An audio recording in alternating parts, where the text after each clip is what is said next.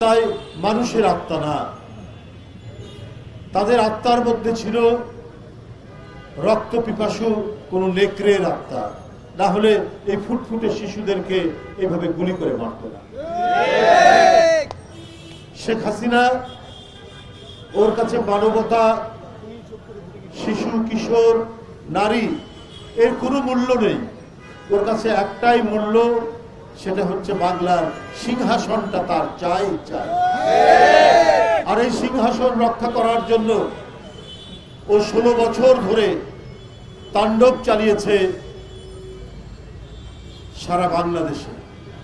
কত মায়ের কোল খালি করেছে, কত স্ত্রীকে বিধবা করেছে, কত পরিবারকে সন্তান হারা করেছে, তার কোনো ঠিকানা নেই, তার কোনো হদিস নেই।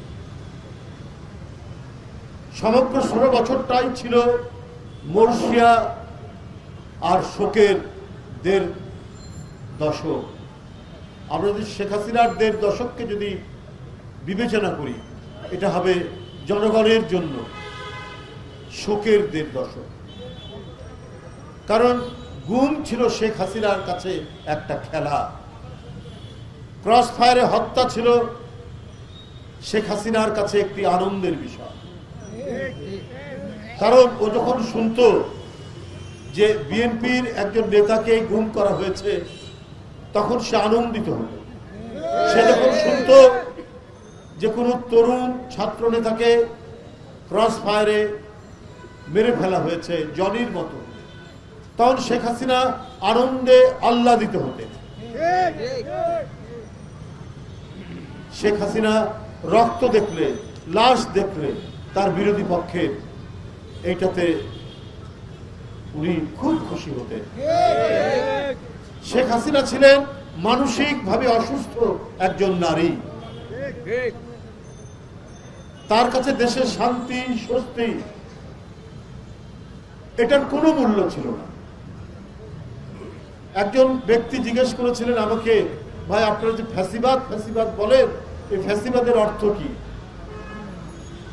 আমি বললাম যে ফ্যাসিবাদের অর্থ আমি যা না, আমাকে সেটাই বলতে হবে, আপনাদের সেটাই বলতে হবে আমাকে, আমি ওইটা নই। অর্থাৎ শেখ হাসিনা যা না তাই বলতে হবে। শেখ হাসিনা গণতন্ত্র ধ্বংস করেছেন, কিন্তু শেখ হাসিনাকে বলতে হবে সে গণতন্ত্রী। শেখ হাসিনা মানুষের পেটে আহার কেড়ে নিয়েছেন, তারপরেও বলতে হবে যে শেখ হাসিনা তিনি মানুষকে খাবার দিয়েছেন। শেখ হাসিনা কসাইয়ের মতো তিনি ক্রস ফায়ার দিয়েছেন, তাজা মানুষকে উধাও করে দিয়েছেন, তারপরেও তাকে বলতে হবে মানবতাবাদী। এটাকেই বলা হয় ফ্যাসিবাদ। যা না তাই বলতে হবে। কিসের জোরে? রাষ্ট্রশক্তির শক্তির জোরে। রাষ্ট্রশক্তি কিভাবে? যে আইন শৃঙ্খলা বাহিনীকে নিজের মতো করে সাজিয়ে নেওয়া। কই আজকে তো দেখি না সারা বাংলাদেশে কত মানুষ মারা যাচ্ছে বিভিন্ন সামাজিক সংঘাত সংঘর্ষে। কই আইন শৃঙ্খলা বাহিনী এটা দমনের জন্য তো কোনো ভূমিকা রাখে না, অপরাধীদের তো গ্রেপ্তার করে না। ঢাকা শহরের বিভিন্ন জায়গায় শীর্ষ সন্ত্রাসীরা তাণ্ডব চালাচ্ছে, কই তাদের বিরুদ্ধে তো কোনো পদক্ষেপ দেখলাম না। অথচ এই পার্টি অফিস থেকে একটি মিছিল বের হওয়ার সাথে সাথে চারিদিক থেকে একেবারে মৌমাছির মতো তারা আক্রমণ করত সেই মিছিলের উপর। সে যদি গ্রামের ধান ক্ষেতের মধ্যে লুকিয়ে থাকতো বা বাঁশঝাড়ের মধ্যে লুকিয়ে থাকতো, তাহলেও আমরা দেখেছি আইন শৃঙ্খলা বাহিনী, র্যাব, পুলিশ সেইখানে গিয়ে তাদেরকে ধরে নিয়ে এসছে। তো আজকে যারা সমাজ অপরাধী তাদেরকে গ্রেপ্তার করে আজকে সমাজে শান্তি শৃঙ্খলা আনা হচ্ছে না। যারা আহরাবকে গুলি করে মেরেছে, যারা আবু সাইদকে হত্যা করেছে, যারা মুগ্ধকে হত্যা করেছে, তারা আইন শৃঙ্খলা বাহিনীর লোক। অথচ তাদেরকে কেন আইনের আওতায় নিয়ে এসে বিচার করা হচ্ছে না? তাদেরকে কারা আইনের আওতা থেকে রেহাই দিচ্ছে, তাদেরকে আমরাও চিহ্নিত করে রাখছি। আজকে কেন আহনাফের মায়ের চোখ দিয়ে এখনো কান্না গড়িয়ে পড়বে? এখনো কেন মুগ্ধের মায়ের অশ্রু সংবরণ হবে না? আবু সাইদের মায়ের চোখ দিয়ে পানি সংবরণ হবে না? যদি আজকে এই ঘাতক, এই কসাইদেরকে যদি গ্রেফতার করতেন, তাহলে কিন্তু হয়তো তাদের বাপ মায়ের প্রাণ কিছুটা শীতল হতো। কিন্তু সেটা আপনারা করতে পারেননি। বরং আমরা কি দেখছি, বিভিন্ন জায়গায় মামলার নামে যে বাদী, তিনি বিএনপির আরেক লোককে আসামি করছেন। এই চক্রান্ত প্রায় জায়গায় হচ্ছে, এবং এর সাথে কারা কারা জড়িত, কে কে এই কাজগুলো করছেন সেটাও আমরা জানি। যারা 15-16 বছর লড়াই করছেন, তাদের অনেককে আসামির নামের মধ্যে নাম দেওয়া হয়েছে। শুধুমাত্র কোথাও এলাকায় কেউ পয়সা দিয়ে কোনো না কোনোভাবে এই কাজটি করা হচ্ছে। এর তো প্রথম প্রাথমিক দায়িত্ব এখন যারা থানায় যারা কর্মরত আছেন, তারাই তো ওই সমস্ত অপরাধীদেরকে ধরবেন। এক যুবলীগ, ছাত্রলীগ, আর সবচেয়ে বড় কাজ করেছে হচ্ছে আইন শৃঙ্খলা বাহিনী। আইন শৃঙ্খলা বাহিনীর এই অপরাধী যারা মুগ্ধের জীবন কেড়ে নিয়েছে, যারা আহনাফের জীবন কেড়ে নিয়েছে, যারা ফারহানের জীবন কেড়ে নিয়েছে, যারা ওই 5 বছরের শিশু বাচ্চা আহাদের জীবন কেড়ে নিয়েছে, আবু সাইদের জীবন কেড়ে নিয়েছে, তাদের জন্য আপনার এই মহল্লা থেকে, এর ভিতর থেকে কেন বাদী তৈরি করা হবে? এর জন্য তো রাষ্ট্রই হবে বাদী। বন্ধুরা আমার, এই ঘটনা সর্বত্র। আজকে সাইমাবাদের পুতুল, তার সূচনা নামে একটি ফাউন্ডেশন করেছিলেন। দুদক খোঁজ করে দেখছে এই নামে কোনো ফাউন্ডেশন নেই। শেখ হাসিনার ছেলে জয়, সেও একটি বিনিময় নামে একটি প্রতিষ্ঠান করেছে, বিনিময় না কি নামে, সেটাও খোঁজ করে দেখছে, তার নাই। প্রতারক যখন রাষ্ট্র ক্ষমতায় থাকে, তার সন্তানদেরকেও প্রতারক বানায়, তার প্রমাণ হচ্ছে শেখ হাসিনা এবং তার ছেলেমেয়েরা। উনি নাকি কর্মসূচি দিয়েছেন, সত্য কিনা জানি না, ফেসবুক উঠেছে, এটা কতটুকু সত্য বলতে পারবো না, অথবা তারই নির্দেশে কেউ এসব ছড়িয়ে দিচ্ছে প্রতিক্রিয়া জানার জন্য। এখন কি মুগ্ধের রক্তের দাগ শুকিয়েছে? আহনাফের রক্তের দাগ শুকিয়েছে? শুকায়নি। আবু সাইদের রক্তের দাগ মুছে।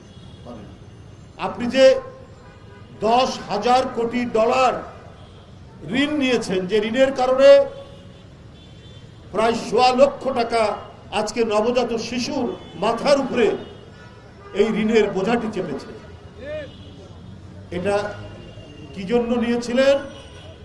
আপনার ব্যবসায়ীদেরকে, আপনার পছন্দের ব্যবসায়ীদেরকে দিয়ে বিভিন্ন মেগা প্রজেক্টের কাজ করিয়ে বাদবাকি টাকা পাচার করাবে, নামমাত্র কাজ। তার প্রমাণ তো এখন আমরা পাচ্ছি প্রতিদিন, প্রতিনিয়ত। ভাগ্নির নামে ফ্ল্যাট, ছোট ভাগ্নির নামে ফ্ল্যাট, পূর্বাচলে এক একজনের নামে 10 কাঠা জায়গা, মোট 60 কাঠা। কোনো আইন, কোনো নিয়ম, কোনো রীতি, কোনো পদ্ধতি কিছুই অবলম্বন করেননি।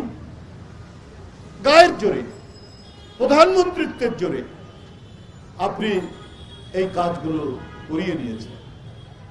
আপনি আবার হরতালের ডাক দেবেন, আর মানুষ তাতে লাভ দিয়ে পড়বে। আরে মানুষ তো প্রত্যাশা করছে যে কবে যারা শিশু কিশোরদের হত্যা করতে পারে, এরা তো প্রচন্ড মানবতা বিরোধী অপরাধী, এদের বিচারের জন্য, এদের শাস্তির জন্য অপেক্ষা করছে।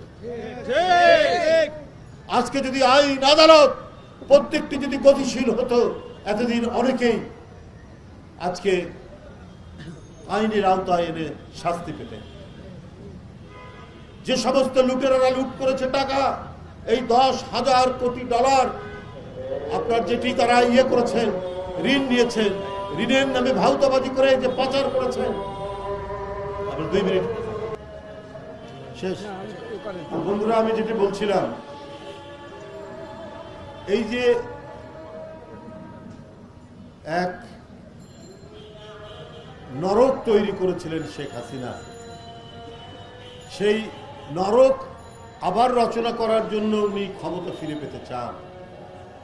এই জন্য তার আমরা বলেছি যে দোসররা বিভিন্ন জায়গায় আছে এবং কারাগার থেকেও মনে করছেন অনেকে যে আমরা কোথায় খুব তাড়াতাড়ি বেরিয়ে পড়ে আবার সেই রাজত্ব ফিরে পাব। একটা ব্যক্তি বারবার এড়িয়ে গেছেন, বারবার সমস্ত আইনের হাত থেকে পার পেয়ে গেছেন। তিনি কারাগারে আছেন এক হুজুরে আলা দরবেশ বাবাজি। উনি বলেন যে আমার 10,000 লোক নেমে পড়বে। তো এই সাহসটা পাই কি করে? কারণ এই লোকটা এর আগে ব্যাংক ধ্বংস করেছে, ঋণ, বাংলাদেশের সর্ববৃহৎ ঋণ খেলাপি হওয়ার পরেও একে গ্রেফতার করেনি কেউ। শেয়ার বাজার ধ্বংস করেছে। এই কারণেই তার সাহস, এই কারণেই সে আবার নিজের ছাই থেকে জন্ম নিতে চাচ্ছে। সরকারের উচিত তাদের তৎপরতা দেখানোর জন্য ঢিলে ঢালা ভাবে সরকার পরিচালনা করার জন্যই আজকে এই পরিস্থিতি তৈরি হয়েছে। যে 28 লক্ষ কোটি টাকা পাচার হয়েছে তার বড় অংশীদার তো হচ্ছে যেমন সামিট গ্রুপ আছে, যেমন কি নাসা গ্রুপ আছে, সবচেয়ে বড় হুজুরে আলা এই দরবেশ। সুতরাং তার বিচার যদি এদেশের মানুষ দেখতে পায় তাহলে বুঝবে যে অন্তর্বর্তীকালীন সরকার যে সঠিক পথে এবং সাহসের সাথে তারা কাজ করছে। আমি আজকে যে এখানে যে কারণে আমরা এখানে উপস্থিত হয়েছি, আমরা বিএনপি পরিবার তাদের পক্ষ থেকে এখানে যেটা বলেছে আমাদের মিল্লাত ভাই, যে একটি পরিবার তার বাবা মারা গিয়েছে, ছেলেটি প্রতিবন্ধী, ঝাড়কাঠি সদর থানায় যেতে এই অটোরিকশাটা দিয়েই জীবন চলত, সেটা চুরি হয়ে গেছে। এই সংবাদটি পেয়েছেন আমাদের প্রাণপ্রিয় চেয়ারম্যান, ভারপ্রাপ্ত চেয়ারম্যান জনাব তারেক রহমান। মানুষের প্রতি তার সহমর্মিতা, সহানুভূতি, তিনি প্রতিনিয়ত বাংলাদেশের প্রত্যন্ত অঞ্চল থেকে শুরু করে কে কোথায় জীবনযাপন করছে, কার কোথায় কি ধরনের পরিস্থিতির মধ্যে অবস্থান করছে সেটা পর্যবেক্ষণ করে। এমনকি আমি আপনাদেরকেও বলি, যদি কোথাও কোনো উদ্ভূত রাজনৈতিক সংকটে কোনো গোলমাল হয়েছে, সেই গোলমালে বিএনপির দ্বারা অন্য কোনো রাজনৈতিক দল, এমনকি আওয়ামী লীগেরও সাধারণ কোনো কর্মী ক্ষতিগ্রস্ত হয়েছে, দ্রুত আমাদেরকে সেইখানে পাঠিয়েছেন সেই পরিবারের সাথে কথা বলার জন্য, এবং যদি বিএনপিরও কোনো লোক দায়ী থাকে তার বিরুদ্ধে মামলা নিতে বলেছে। এই হচ্ছে তারেক রহমান। ন্যায় নীতির যে প্রতীক হয়ে তিনি দাঁড়িয়েছেন। আজকে এই মানবতা এবং ন্যায়, যে ন্যায় বিচারের জন্য 17 বছর মানুষ ন্যায় বিচার পায়নি, মানুষের মানবিক যে সাম্য সেটা মুছে দেওয়া হয়েছিল। সাম্য একটারই ছিল, সেই সাম্য হচ্ছে আওয়ামী সাম্য। আওয়ামী লুটেরা, আওয়ামী চোর, আওয়ামী টাকা পাচারকারী, আওয়ামী গুন্ডা, আওয়ামী বদমাশ, এদের সাম্য ছিল। এরা কি করে লুটের টাকা ভাগ করে নেবে, এইটা নিয়েই ছিল তাদের সমস্ত কাজ। কিন্তু সেই সমাজ হচ্ছে সবচেয়ে উৎকৃষ্ট সমাজ, ইনসাফের সমাজ, যে সমাজে ধনী নির্ধন, ক্ষমতাশালী এবং ক্ষমতাহীন নির্বিশেষে যেখানে ন্যায় বিচার নিশ্চিত হয়, ইনসাফ নিশ্চিত হয়, সেটাই হচ্ছে ন্যায় বিচার ভিত্তিক সমাজ। তারই আমরা আলামত পাচ্ছি, তারই আমরা বৈশিষ্ট্য দেখছি। জনাব তারেক রহমান আজকে প্রায় 5-6 হাজার মাইল দূর থেকে তিনি সেই নির্দেশনা দিয়ে সেই কাজগুলো করাচ্ছেন। আমি আজকে মামুন, যে প্রতিবন্ধী ছেলেটিকে আজকে আর্থিক সহায়তা দেওয়া হবে, তার মানে অটোরিকশা কেনার জন্য এই উদ্যোগের সাথে যারা জড়িত রয়েছেন, আমরা বিএনপি পরিবার এবং বিশেষ করে আরিফুর রহমান তুষার যে দিনরাত এই শ্রমজীবী মানুষের কল্যাণের চিন্তায় কাজ করে যাচ্ছে, সবাইকে আমি আন্তরিক ধন্যবাদ এবং কৃতজ্ঞতা জানিয়ে আমার বক্তব্য শেষ করছি। খোদা হাফেজ। বাংলাদেশ জিন্দাবাদ।